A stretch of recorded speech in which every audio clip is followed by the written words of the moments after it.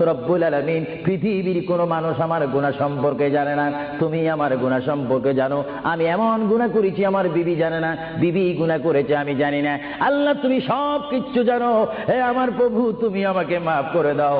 আমার আল্লাহ বলে, তারপরও যদি তোমাদেরকে আমি মাফ না করি, তারপরও বান্দা তোমরা আমার রহমতের দরজা থেকে ফিরে যাইও না।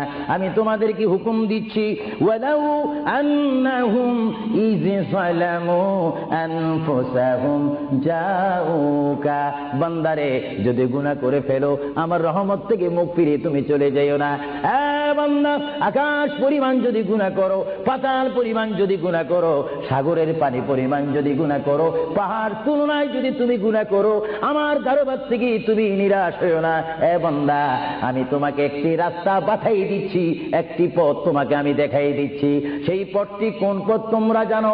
ওয়ালাউ আন্নাহুম ইয যালামু আনফুসাহুম জাউকা, বান্দারে যখন তোমরা বরবাদ হয়ে যাবে তখন তোমাদেরকে একটা পথ আমি তোমাদেরকে দেখাই দিলাম, সেই পথটির নাম হচ্ছে আমার রাসূলের মদিনা।